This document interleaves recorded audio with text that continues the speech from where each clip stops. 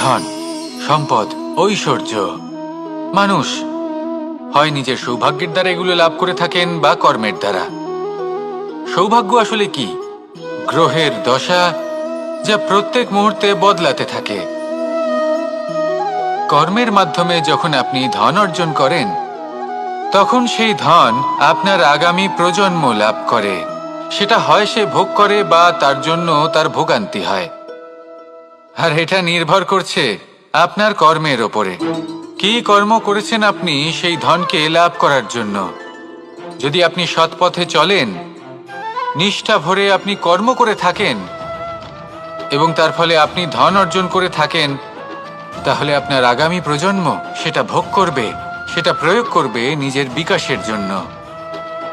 কিন্তু যদি আপনি কুকর্ম করে থাকেন, কোনো রকম ছলনা করে থাকেন এই ধন লাভ করার জন্য, তাহলে 100% আপনার আগামী প্রজন্মকে এর জন্য ভুগতেই হবে।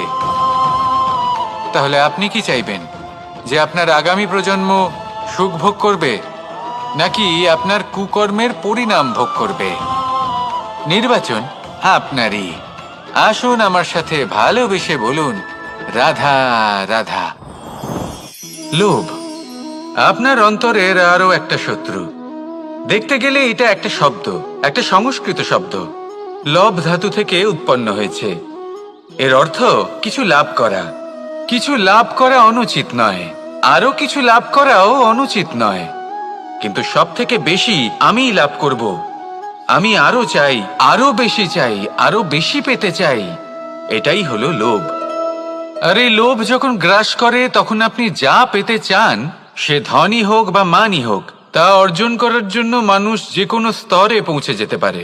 যদি মানুষ ধন অর্জন করতে চান, তাহলে তার জন্য তারা অধর্মের পথেও চলতে পারেন। যদি সম্মান অর্জন করতে চান, তাহলে অন্য মানুষকে ছোটও করতে পারেন। শেষ পর্যন্ত আপনার এটা মনে হতে পারে যে যদি একটু অল্পই প্রাপ্ত করতাম, কিন্তু ভালোবেসে প্রাপ্ত করতাম, এই জীবন আরো অনেক বেশি সুখী হতো। লোভ আপনার জীবনে, আপনার মনে কখন যে প্রবেশ করবে সেটা আপনি জানতেও পারবেন না। তাই এটা চিনতে শিখুন আর তৎক্ষণাৎ জীবন থেকে বাইরে ফেলে দিন।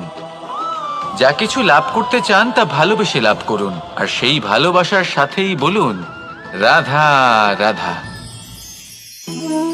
জীবনে ক্ষমা চাওয়া তাও কিছুটা সহজ, ক্ষমা করতে পারা অত্যন্ত কঠিন।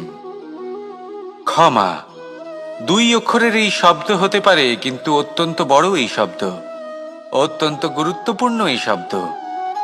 কখনো কখনো অন্য কাউকে ক্ষমা করে দেওয়া তাও কিছুটা সহজ কাজ, কিন্তু নিজেকে ক্ষমা করতে পারা অত্যন্ত কঠিন হয়ে দাঁড়ায়।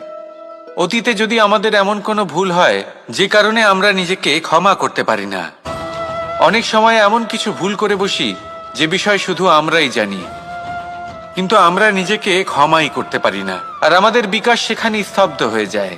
কারণ যদি আপনি ক্ষমা করতে না শেখেন, নিজেকে ক্ষমা যদি না করতে পারেন, তাহলে তা আপনার জীবনের সব থেকে বড় বাধা হয়ে দাঁড়াবে। সেই জন্য জীবনে অবশ্যই শিখুন যে কিভাবে নিজেকে ক্ষমা করতে হয়, আর শিখুন যে আগের করা ভুল আবার কি করে না করা যেতে পারে। এই মন হালকা হবে আর প্রসন্ন হয়ে বলবে, রাধা রাধা। এই সংসারে যখনই কোনো সমস্যা আসে, তখন আমরা আমাদের সব থেকে বড় সম্বলের কাছে আশ্রয় খুঁজি, তা হলো আমাদের বিশ্বাস। এবার প্রশ্ন হলো এটাই যে এই বিশ্বাস কার উপর করা যেতে পারে? পরিবারের ওপর, বন্ধুর ওপর, নাকি তাদের ওপর বিশ্বাস করা উচিত যাদেরকে আমরা কখনো সঙ্গ দিয়েছি? দেখুন, এই সংসারে বিপদের সম্মুখীন হলে কে আপনাকে সাহায্য করবে সেটা নির্বাচন করা আপনার হাতে নেই। সেটা সেই সকল ব্যক্তির উপর নির্ভরশীল যে তারা আপনাকে সাহায্য করবে নাকি করবে না। অর্থাৎ যখনই কোনো বিপদ আসে, সর্বপ্রথম তার সম্মুখীন আমাদের নিজেকেই হতে হয়, আর তার জন্য প্রস্তুত থাকা প্রয়োজনীয়। সেই শক্তি, সেই সাহস অর্জন করা প্রয়োজনীয়। দেখুন, যখনই অন্ধকার আসে, তখন সবার আগে কে আপনাকে ত্যাগ করে চলে যায়? আপনার নিজেরই ছায়া। এই অন্ধকারের সম্মুখীন হতে হয় অন্তরের প্রদীপের দ্বারা, অন্তরের আত্মা দ্বারা। তবেই আপনি অন্ধকারের ওপর জয়লাভ করতে পারবেন। সেই জন্য যে বিপদই আসুক না কেন, নিজেকে তার জন্য প্রস্তুত রাখা উচিত। সেই সাহস নিয়ে আসুন। এমন কোনো বিপদ নেই যা আপনাকে ভেঙে দিতে পারে। আসুন আমার সাথে ভালোবেসে বলুন, রাধা রাধা। মানুষ সবসময় চায় যে তার জীবনে যেন কখনো কোনো সমস্যাই না আসে। সে চায় তার জীবন যেন শুধুমাত্র শান্তি এবং সুখের দ্বারা পূর্ণ থাকে। কিন্তু এই চাহিদা অনুচিত কিছু নয়। আমরা সবাই এটাই চাই যে জীবনে সুখ থাক, শান্তি থাক। কিন্তু এই কথা সবসময় মনে রাখবেন, যে সূর্য উদিত হন সংসারকে প্রকাশমান করেন, দুপুরবেলায় সংসারকে রৌদ্র প্রদান করেন, সন্ধেবেলায় তাকেও অস্ত যেতে হয়। এবার আমাদের জীবন চক্র কিছুটা এরকমই। কোনো কিছুই চিরকাল একরকম থাকে না। কখনো এই নদীকে দেখুন, যা বয়ে চলেছে। এই নদী যা বয়ে চলেছে তার পথেও অনেক বিপদ আসে। বড় বড় পাথরের সম্মুখীন হয়ে তাকেও সামনে এগিয়ে যেতে হয়। একটি পুকুর যা চারদিক থেকে ঘেরা, তার জীবনে কিন্তু কোনো সমস্যা নেই। কিন্তু এই সংসারে পুকুরের পুজো করা হয় না, পুজো করা হয় নদীকে। মনে রাখবেন, সমস্যার ঊর্ধ্বে তিনি উঠতে পারেন যিনি সমাধি লাভ করেছেন, যিনি এই সংসারেই নেই। যিনি এই সংসারে আছেন এবং জীবিত আছেন, তার জীবনের সমস্যা হলো শ্বাসবায়ুর মতোই গুরুত্বপূর্ণ।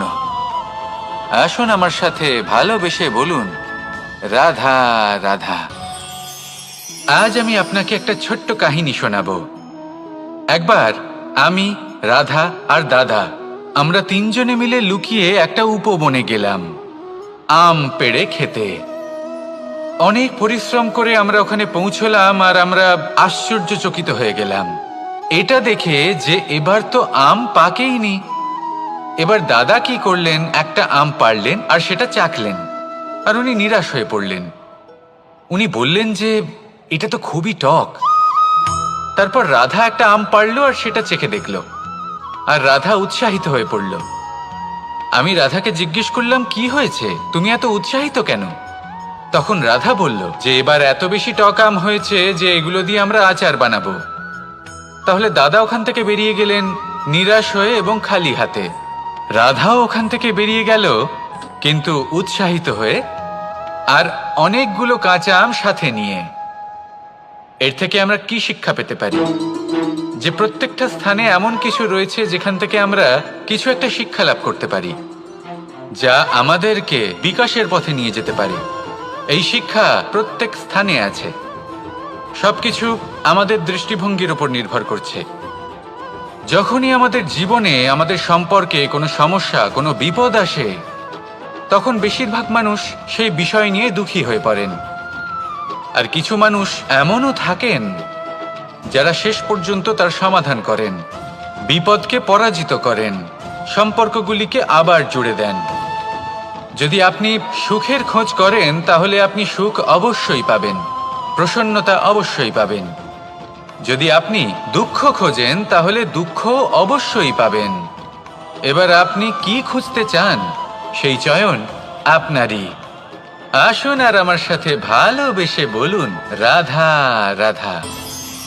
কখনো কোনো প্রজাপতিকে উড়তে দেখেছেন? কি সুন্দর উড়ে বেড়ায় সে, এক ফুল থেকে অন্য ফুলে, এক পাতা থেকে অন্য পাতার ওপর। কিন্তু সে কিভাবে উড়তে শেখে কখনো ভেবেছেন? জন্ম থেকেই কিন্তু প্রজাপতির ডানা থাকে না। ও কিন্তু ছোট্ট একটা ডিমের আকারে জন্ম লাভ করে। তারপর সেই ডিমটি ভেঙে একটি কীট বাইরে আসে। আস্তে আস্তে সে বড় হয়, ওর শক্তি বৃদ্ধি পায়। তারপর সে সেই কীট দশা ত্যাগ করে নিজের ডানাগুলি মেলে। এই প্রক্রিয়া তার কাছে সরল নয়, অত্যন্ত যন্ত্রণাদায়ক প্রক্রিয়া, কিন্তু সে সেই যন্ত্রণা মেনে নেয়। আর তারপর আস্তে আস্তে সে উড়তে শেখে। শুধুমাত্র আকাশে উড়ে বেড়ায় তা নয়, আমাদের মনের মাঝে উড়ে বেড়ায়। এবার এই ডিম থেকে প্রজাপতি হয়ে ওঠার যে যাত্রা, এটা যতটা কঠিন, ততটাই কঠিন হয় এই সংসারে শ্রেষ্ঠ কর্ম করা, ততটাই কঠিন হয় এই সংসারে মহান হয়ে ওঠা। সেই জন্য প্রয়োজনীয় প্রচেষ্টা, এবং সময়।